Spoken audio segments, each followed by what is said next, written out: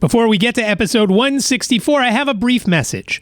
Please support the Keystone Chapter of the National Federation of the Blind of Pennsylvania. Go to supportkeystonechapter.org, scroll down, put in an amount in the text field. If you don't, you'll be donating $50, and that's greatly appreciated, but you don't have to donate that much to make a difference. Again, supportkeystonechapter.org. We really appreciate your support. Thank you so much. From Studio B in Swarthmore, this is the iCantCU podcast with David. It's like blind people for dummies. Hello there, and welcome to episode 164 of the iCantCU podcast. My name is David, at David Benj on all the socials. I really appreciate you joining me for this episode. And as always, I have a few things to talk about. I'm going to start off with last week's episode, though. And it's not going to be the content of last week's episode. It's going to be the publishing of last week's episode. I recorded the episode around the same time as I'm recording this one, late in the day on Thursday, and I had trouble publishing it. And here's why. I had just updated my computer's operating system to the latest macOS.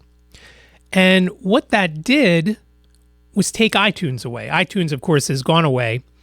And I couldn't figure out whether I'm dumb and that's probably it, or something else. I couldn't find where I could do what's called ID3 tags. You know, what my normal workflow used to be, I would record an episode in GarageBand, then take it into make it an MP3, take it into iTunes, and then in iTunes add all the titles and the description. Now, the one thing with the description, it always got truncated in iTunes, so I always did this description in notes and then would drag that in once I got to Libsyn, which is my podcast host.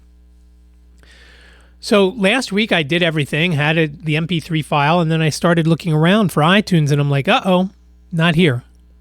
And what do I do?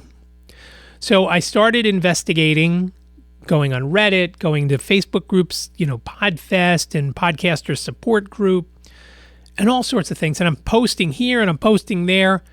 And I'm figuring, okay, it's the internet. It's big. There's a lot of people on it. Why isn't anyone responding? I don't care that it's 3 a.m. Somebody's up somewhere. I was up, even though it was 3 a.m. So I figured, well, it's 3 a.m. here. That means it's only midnight on the West Coast. Somebody there's got to see it. Nobody saw it. So I waited around for responses and I kept investigating. And I had already come to the conclusion that I could probably do it just by entering all the information in Libsyn, but I didn't complete that process until the next day. Well, it was the same day because it was, 3 a.m. and then later that same day. I didn't complete that process because it used to show when I would go into Libsyn with my already ID3 tagged episode, both an Apple title and an Apple description. And that Apple description was short. And the title was just the title. I could put show notes in another spot where, that would also show. But basically the Apple description was a nice little, basically the lead paragraph of the show notes. Since that wasn't there, I was worried about publishing going that way, doing it that way. And so I waited, and then, I finally decided at 4:45, listen, I should just go to bed. I'll wake up and start over, later that morning. And I wouldn't be starting over because, of course, the podcast was done. So when I got up on Friday, I kept looking, and a couple of people finally made some suggestions on Reddit. And later in the day, a couple of people chimed in on one or two of the Facebook groups that I posted in. And I figured, you know what? I'm already in Libsyn. I've already got it updated there. I didn't publish it yet. I figured, well, I'll just check these boxes and I'll just do it this way. And so that's what I did. And so 24 hours after I had intended to publish it, it was published. And funny thing was, I actually got more downloads on last week's episode than I had typically gotten in other episodes when it was just a solo show. I don't want to compare it to the episode with Emily Trepanier because I always get more with an interview. The person who I'm interviewing tells their friends and people listen that way. So there's always more when there's an interview guest. So it finally was up, and I was surprised at some of the folks' responses, some people recommended a paid piece of software to do the ID3 tags. A couple other people gave me some other suggestions, and they were all very helpful, and I was glad. But it was just unbelievable how I was waiting and waiting and waiting. Again, I'm thinking to myself, it's the internet. There's a lot of people on it. It's not a couple of people. It's not like you're walking into the Microsoft store at the mall where there's 3 people in there when right down the alley is Apple, and there's overflow crowds in a line to get in. And I was just surprised at that. So it finally got published. I was happy about that. And it took a lot of weight off my shoulders because I knew that I've got episodes of White Canes Connect that I'm going to have to publish. And I wanted to know what I was going to do. And for now, like I said, I'm just going to use Libsyn because we also use Libsyn for White Canes Connect. And we'll just see how it goes with that. One of the other issues with updating my operating system was a few things have changed. And if there's one thing that is terrible for someone who can't see, i.e. a blind guy, is when you make a change, it's very hard for me to figure out what's going on. Sometimes it's just a little change. For example, in the latest operating system compared to the one that Brian Fischler told me was at least five versions old, was the arrows that point to a folder when there's stuff in it. If there's stuff in it, there's an arrow. The arrow looks different now. And again, my vision has been horrible, so I know it looks different because I've asked, Jane when she was home. And it's not that big of a difference, but it's harder for me to see. Now, part of that could be because my vision is so sucky lately, but it does look different. It used to be a solid triangle. And when the folder wasn't showing what was inside, it pointed, of course, to the right. When it was pointed down, it showed all the contents of that folder. Now it is just basically like a single line that's pointing, kind of like a bracket. If you did a shift, let's see, it's the one, I think the question mark goes the other way, but you know what I mean, down on the bottom of the keyboard there. That's what it looks like now. But some of the other issues were much greater. One is, besides the iTunes issue, this one that I still can't get a handle on is email. Each time I go into my email client, it's asking me to give the password for specific accounts, mostly Gmail. And at this stage, I cannot get any of my Gmail through my Apple Mail client. And it's not that I'm not able to figure out how to do it. A little pop-up box comes up. It says enter password. I click it, and then I just get a spinny, working. And I used it with VoiceOver to see if it said anything else, and it just says, I forget what it says, thinking or something like that. So I'm not sure what to do, and I've been editing this big podcast episode that's going to drop maybe today, probably tomorrow by the time all is said and done, because I still have to do the show notes.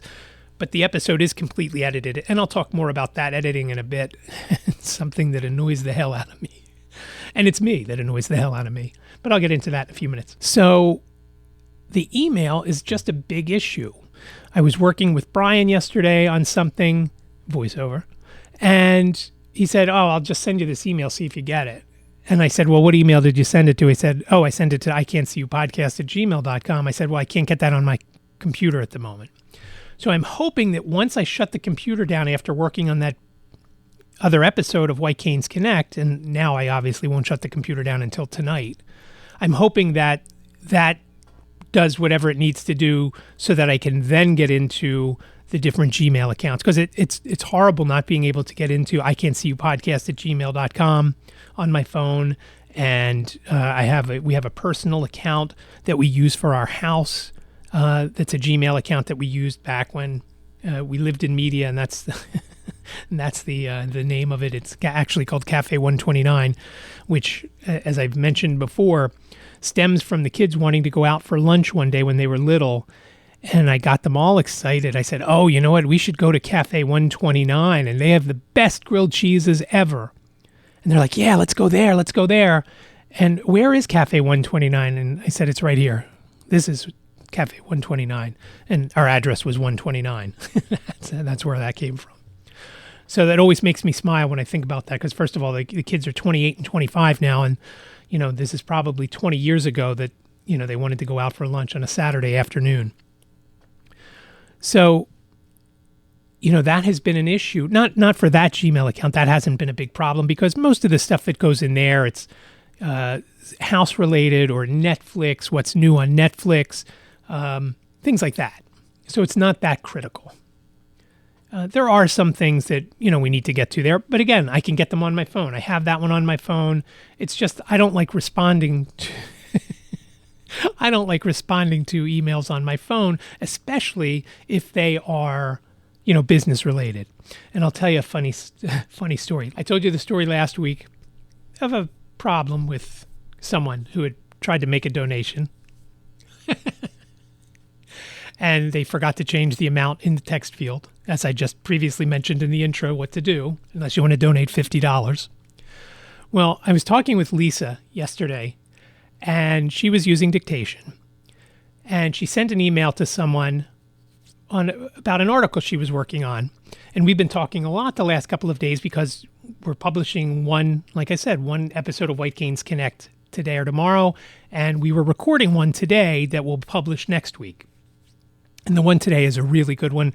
It's with John Perret, who is the executive director of advocacy and policy down in Baltimore at the national headquarters of the National Federation of the Blind. So we were talking back and forth and what we were going to do with questioning and things like that for John today. And she said, I'm so embarrassed. And I said, what? And I was having a terrible day yesterday. I didn't feel great. My meds are still fighting with the insurance and the specialty pharmacy, which is basically the same company. And she tells me this. She sent an email, and I forget what her intended subject line was, but she was using dictation. And this is why I don't like to use dictation for business emails. And other people, just to preface this, a few other people within the state affiliate, the NFB of PA, will put a disclaimer at the end of their email saying, this email has been created using speech-to-text technology. If you need clarification, please contact me and let me know.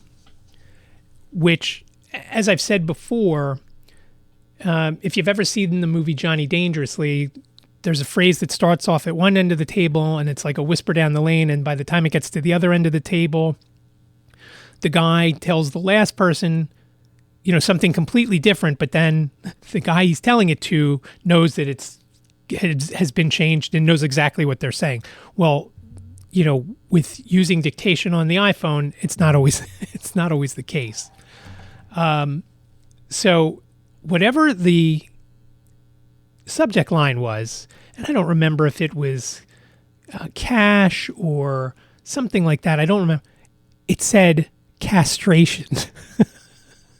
I started laughing. I was outside with Ziggy and I'm talking to her on the phone. And Lisa said, I was so embarrassed.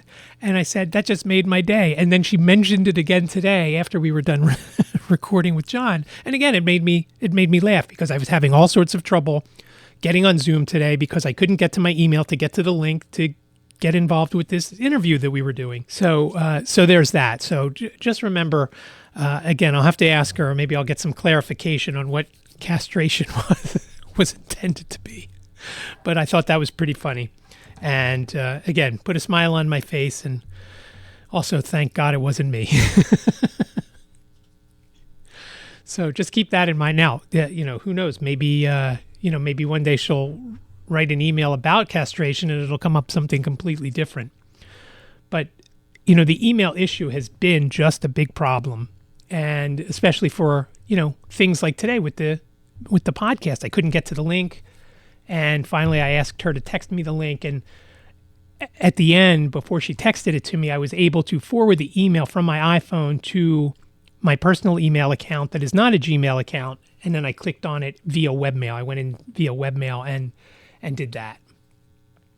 So that's been something that has just sidetracked my days with, just something more that I need to do that I don't really have time to do. As I've mentioned a million times, I have very limited time on the computer. I don't like to put Ziggy in the cage to come down and work on something unless I'm doing an interview like I did earlier when we were talking to John. And so I'm thinking, now I've got all this crap I've got to do. Now, the one thing that I'm so hopeful about, because my vision has been terrible lately, and because I've been learning VoiceOver, I've been using VoiceOver more on my computer. And I'm hoping that I, at some point, get to the stage where I have it down enough that I will either use a laptop upstairs or I'm not sure if I'd get a laptop. At some point, we're going to have to get a laptop because the laptop Liz is using is property of Walden. And as I mentioned last week, we're starting to look soon to move. So obviously, we can't take that Walden laptop with us to wherever we move to because it's not ours. And so I don't know if we'll get a laptop or maybe a Mac Mini. They're pretty inexpensive. And, I'm thinking I wouldn't even need to get a monitor, right? And, I could just put that somewhere and get a wireless keyboard and then use headphones to plug into it so I can listen, which is very relaxing to me. And I noticed after working with Brian yesterday and not struggling to look at my screen, how much more relaxed I was after using the computer. I'm always squinting or looking close and zooming in and trying to figure something out. And because my vision has been so bad lately, I can't even see the letters really. I'm trying to guess what the word is by, okay, that word looks like it's long enough to be blah, blah, blah. And it just takes so much longer. It makes everything take so much longer. And as I've mentioned before also, blind folks, it takes blind folks a lot longer to do just about everything. And it's very frustrating to me and to the other blind folks who have agreed that it takes blind folks longer to do stuff. They also agree that it's very frustrating. So it's been helpful that I've been using the Mac or using VoiceOver on the Mac because at some point I'm going to need it. And I have in a couple of weeks surgery consult with the cornea guy that whether I need to have surgery again. And I really don't want to just because it's hard. It's not just the fact that for a few days your eye is all bandaged up and you can't see. And again, depending on what type of procedure it is, whether it's a full transplant or a partial, where they take different sections of it, different layers. The first one I had was just the layer called the endothelial. Can't quite remember. I think it's endothelial. And so it wasn't horrible, the recovery time. And listen, none of them were as bad as the detached retina surgery. But it's still something, and there's a little bit of pain. And I remember with the cornea, the first time, I remember taking the shield off. Liz had to take the shield off the night of the surgery to put some eye drops in. And it was like a tsunami came out. My shirt was soaking wet. Liz couldn't believe how much liquid came out. Yet it wasn't enough to watch the actual cornea that was resting on the side of my nose, the part that they didn't use. It didn't wash that away. And the doctor saw that the next day and said, "Oh, I guess I didn't get rid of this yesterday." So it's just the whole idea of the surgery. And I've now got something scheduled for early March that I really want to go to. And if I have the surgery, I don't know that I'll be able to go. If I can't see at all, if the surgery is close and I can't see at all, I'd be a little hesitant to go. While I'm pretty decent at navigating, again, I do have a little bit of sight to use. And if I have the surgery, my eye's all bandaged up, and I certainly don't want to go to State College, PA, and find my way around. It would be difficult for me. And as well as, I remember with the last transplant, couldn't really wash, I was going to say wash my hair, but what kind of hair do I have, right? I really couldn't wash my face real well because you can't get it wet. It's like a gremlin. You can't get it wet anytime, not just after midnight. We'll see how that goes, because the thing in State College is a NFB of Pennsylvania leadership conference, and always learn a lot at those, as well as get to see folks from all around the state who, especially lately, we don't get to see very often. And I'm hoping to go to that, and I'm signed up for it, but let's see what happens with the surgery stuff. And obviously, I will talk about it in an upcoming episode, I'm sure. And even if I don't have the surgery but still go to State College, I'll talk about that too. So another thing that I wanted to mention, a few weeks ago, I had talked about a problem with my insurance for pharmaceutical drugs. It sounds kind of funny saying it that way. For pharmaceuticals or drugs, I guess it's the same thing. It's like saying eyewitness, right? And the issue was that the medicine that I take for my psoriatic arthritis called Otezla was needing something called a prior authorization. Now, again, I've been on this medication for about 8 years. Might be 9, might be 7, but it's been a while. And as I mentioned, I'm sure more than once, while it's not helping me now like it did when I first went on it for the first year or so, it's maintaining what's going on with me. My joints still hurt, but not like they would without it. The other thing that it's done is keep my psoriasis in check, the skin issues. And I noticed today when I was drying my calf off after my shower, I have this big, I don't know what they're called. I don't remember what the big things are called now, but I've got, probably the size of a quarter psoriasis thingy. That's not the technical term. On my calf, and I'm thinking, okay, great. I'm off this med now. It's been about 6 weeks, 5 weeks, and it's certainly not helpful. It's just back and forth. Oh, we need a prior authorization. Oh, we need a new prescription. The people at the specialty pharmacy told me both. So when they sent in the new prescription, they said, no, that's not what we need. We need the prior authorization. And when they sent the prior authorization, no, you need a new prescription. I mean, how many times do you need a new prescription for something that hasn't been filled? And every few days I call just to see what's going on. And they say, oh, we're really sorry. Well, you're not as sorry as me with the joint pain and now the psoriasis. And the worst part of it is the insurance that we have for our drugs is CVS Caremark. And of course, the only place that we can go to get our drugs is at CVS or CVS Specialty Pharmacy. And Otezla is ungodly expensive, and that's where you have to get it from. I can't go to Joe Blow down the street. I can't go to Rite Aid. I can't go to, there's a pharmacy, and I can't remember the name of it, he spoke at our state convention. They have for blind folks, and I have this issue, and I'll talk about it in a second. I can't go to them. Because I'd love to go to them because, first of all, the guy's a member of the NFB and I like what they're doing. And so I'm stuck. It's like I'm getting bounced from one section of the business to another. Go to the drug side, go to the insurance side, drug side, insurance side, and nothing's getting done. Oh, we've contacted your doctor and they've said this and they've said that. I've gotten letters in the mail saying I've been rejected for it. How many times do I need to be rejected for it?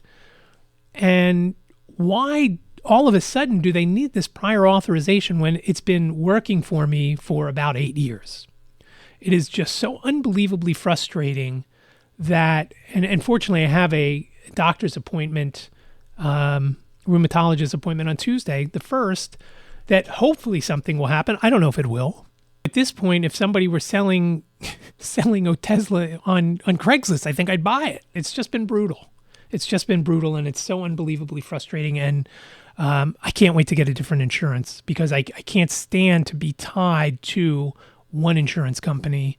I'm sorry, one prescription drug place, whether it's CVS or Rite Aid or any of them. If you could only go to one supermarket and another supermarket had something on sale, but you can't go there, how good is that? Or if they carried something that the one supermarket didn't carry. It's very frustrating. CVS Caremark obviously doesn't want to pay for this med, even though my doctor says I need it. They don't want to pay. I get it. It's expensive, as I mentioned, about $4,500 or so.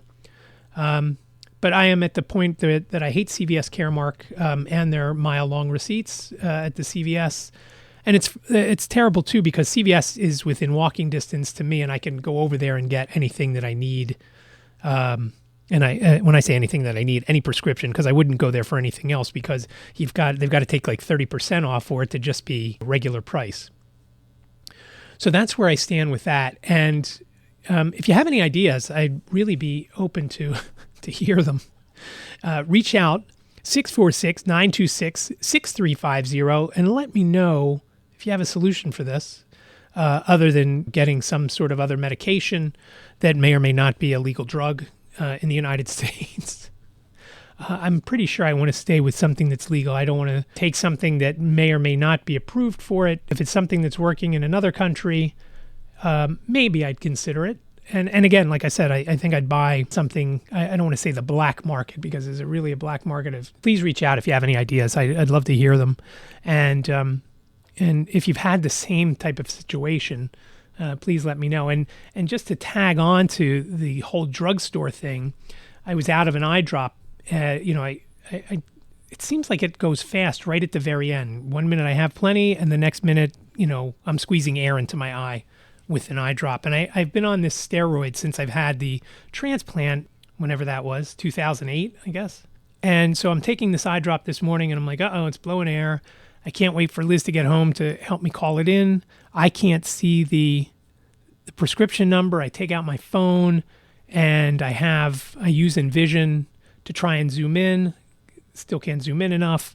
So I have Envision read it to me. And the problem is mostly me. The problem with that is when you have a long number, which my prescription number is, and I think it started off 1 billion something. It reads it like that, 1,752,875,303. Not one, I don't remember the number I just gave you, not 1, 2, 3, 4, 5, 6, 7, which would obviously make it a lot easier for me to remember if you said it in individual numbers. By adding all those extra words, billions, millions, thousands, for whatever reason, I just can't remember it. And that's how the phone reads it. Envision read it to me. And likewise, when I am sending someone who I know is blind and using some sort of screen reader, the easy way around that is to just put a comma in between each number. So then it will read, 1 comma. It doesn't read the comma. It says 1, 2, 3, 4, as opposed to 1,234. So I waited on, because I didn't know what my prescription number was, I had to wait on the phone. And while I'm waiting on the phone, I'm thinking, if I could see, I would have already been done and I would have called it in. And it turns out my prescription had expired, and that took around 10 minutes on the phone for me to find that out. And when the doctor said, "Who prescribed it for you?" I said, "Dr. Ayers." "Oh, I don't have him on this list of your meds." I said, "All right, so what do I need to do?" He said, "You need to call the doctor and get them to call in a new script." So I did that, and I've already taken the eye drop for the afternoon. I take it 4 times a day now. When I first had the surgery, I had it 4 times a day, but after about a month, I was taking it twice a day, and it's a steroid, so good thing that I, between the steroids there and the steroids for the psoriatic arthritis to take the edge off, as one doctor once said, that's enough steroids for me. I'm not comfortable taking that many, and not that it's a bunch, but don't like taking them to begin with. And drugs in general, I'm not big on. So it's when I started with the steroids from the rheumatologist a few weeks ago, I was able to knock off both doses of Tylenol that I was taking each day. I still took Advil at night before bed, but otherwise I didn't take any other kind of pain med. So I was thankful for that, because I don't like taking those either. But again, as I'm sitting on hold waiting, I'm thinking, if I were sighted, this would have already been done. And again, just one more thing to show that when you can't see, stuff takes longer. And the last thing that I want to mention today is something that pissed me off to no end. And like I said before, it was me. I was editing last week's episode of this podcast, so episode 163. And I was mad because it took me a long time to edit it. And why did it take me a long time, you might be asking? Go ahead, ask it, and I'll answer. It took me a long time because I use the words way too often. And I'm hoping I haven't done it here now, because when I go back and edit this, I will scream if that's the case. But it is unreal how much I used it. And I was cursing myself out last night as I was editing an interview and an intro and outro for episode 18 of White Canes Connect, which, like I said, will drop either today or tomorrow. And it is about the Pennsylvania Assistive Technology Foundation. And it's an organization that helps with no-interest loans for accessible technology, whether it's a screen reader or a magnifier, CCTV, Braille writer, whatever. Up to $7,000, they'll give you interest-free for up to 48 months. And there is a grant component of it depending on what your income is. I'm editing this stuff, and all I keep hearing is, And some points I did it so frequently, it was, and then there was a word, and then there was another, And I thought, how many times, I should keep track. I can't count that high. I need to have a counter because every time I do it, I try and take them out with the edits. Now, sometimes I left them in there because it felt right to keep it in. But the 75 other times, And I don't know how to stop that. So I'm asking for your help. I need an intervention because I cannot keep doing it because it is just, it's the way I speak. And I've noticed this when I've been on the phone with friends, and I've noticed this when I have done non-scripted things, and I would love to be able to figure out how to read a script. And I haven't gotten it down pat to where listening and then repeating where I say it without sounding like a drone, because I'd like to do other things. I don't have, this show is not scripted. I have a bulleted list that the way I have my setup now, I cannot see. So I look at it before I hit record, or when I cough, I get close to the screen and I zoom in and I take a glance at some of the bullet points just to make sure I'm hitting them all. But I would love to do more stuff. I have a couple of other podcast ideas that I'd love to do. And I don't want to do it because I can't remember that much information. Like if I wanted to read a blog post, it would take me forever. I'd have to do it one sentence at a time. And that's a thing now where people will read a blog post and then comment on it. And I have an idea on a couple of different ways to do this. And I know some people do it with Reddit and stuff like that. So I would love to be able to get something in place where I can do a lengthy speech or commentary or whatever, where I could go to Fiverr and do, I would love to do voiceovers. And I've been messing around with GarageBand and sounds, and I've been wanting to mess around with Adobe Audition, and that's what prompted the macOS update. So if you've got some ideas there, I'd love to hear from you too about the I don't know if I should go to a coach or what I should do, but I need to do something. And I've just got to stop doing it. I'd be both the richest and poorest guy if I put a quarter into a jar every time I said because it'd be basically taking it from one pocket to the other. And I've just got to stop it. And I'm hoping that somewhere along the line I will figure it out. And sometimes I notice it after I say it, and I am consciously thinking about it as I'm speaking, both during an interview and during this podcast. And I don't know if it's just a matter of just starting to talk when I'm not recording something and just go on and on and on about a subject without trying to say those words and not trying to say ums and ahs. And that happens sometimes. Everybody does it. And I think it's, again, more genuine if you're doing something that's more conversational, which I kind of think this podcast is, where I want it to feel like I'm speaking to you, not to anybody else, just to you. And with the download numbers, I think I am just speaking to you. So as you can hear, my voice is really starting to quit. And I know I've talked quite a bit about a few things.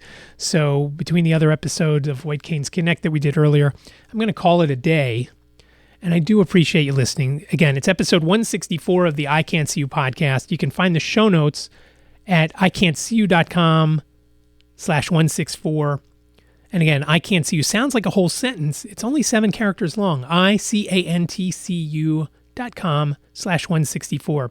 Again, the number to reach out if you've got show ideas, questions, comments, call 646-926-6350. If you've got questions, comments, or show ideas, you could also reach out, iCantCUpodcast@gmail.com, iCantCUpodcast@gmail.com. Please let me know your name and where you're from if you do leave a voicemail, and I will absolutely use it on an upcoming episode, no matter how crazy or how smart you sound. It doesn't matter. One way or another, you're getting played on an episode. And again, I do appreciate you listening. Please share it with your friends. If you think it's worthy, leave a review, rate it, anything you can to help us grow. I really would appreciate it. And again, I hope you're staying safe. It looks like we're on the downward side of COVID. Is it too soon to say that? I just do hope you're staying safe, you're well, and I will talk to you next week. Thank you for listening to the iCantCU podcast with David. Please rate, review, and subscribe to the podcast wherever you listen. And don't forget to share the podcast with your friends.